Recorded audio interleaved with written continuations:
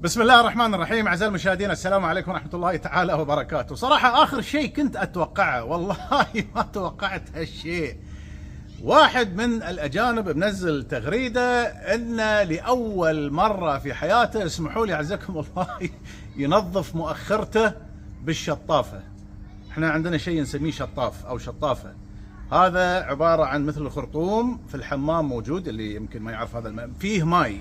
احنا طبعا مسلمين اخواني الكرام، وانا دائما اتكلم عن هذا الموضوع، ان الغرب مهما وصل من اختراعات، فطول ما هو لا ينظف مؤخرته فانا اعتبره انسان متخلف. هذا الاجنبي اللي حضر قطر في كاس العالم منزل تغريده ان هذا شيء جميل، ولاول مره ينظف مؤخرته بالماء، والشطافه هذا اختراع جميل، وهو ناوي الشطافه هذه يوديها معاه بلاده، وكاتب it is one of the best يعني in my life، يعني ان هذا شيء من افضل الاشياء اللي انا سويتها في حياتي. وحتى كاتب احنا الوسترن، على حسب ما اتذكر يعني الوسترن بيبل، الناس اللي في الغرب، كاتب ليش ما يستخدمون الماء. وهذا فعلا حقيقي اخواني الكرام. والله انا دائما اقول لكم مؤخرات الغرب عفنه وعفنه جدا. انا ما كنت اتوقع نهائي يعني صراحه، يعني انا اعتبر كاس العالم اللي صار عندنا في قطر جنن العالم، يعني حتى علم الناس تنظيف مؤخراتهم. كذلك اليوم في واحده اعتقد امريكيه اجنبيه نفس الشيء متكلمه عن هذا الموضوع، انه والله فعلا ولاول مره في حياتها بدات في تنظيف مؤخرتها.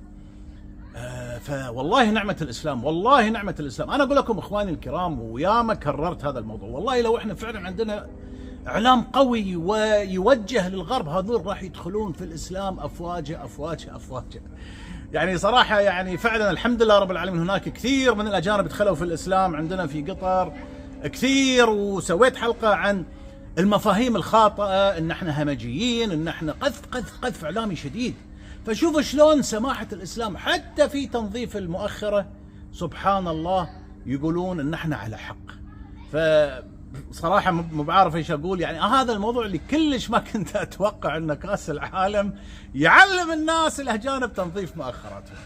الله يبارك فيكم اعزائي المشاهدين. لكن حبيت بس فعلا والله اني انا ابلغكم ان والله دخول الاسلام من اسهل ما يمكن، لان دين الفطرة.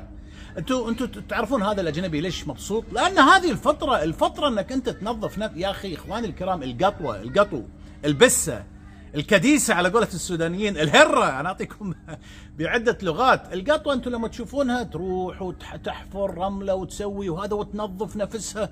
القطوه هذه الكات الحيوان، فما بالكم بالبشر؟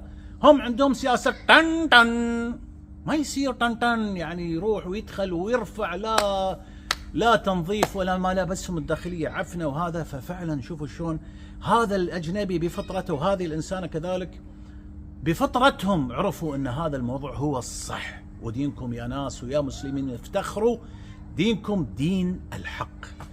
كاس العالم جنن الناس اعزائي المشاهدين، اتمنى الرساله تكون وصلت.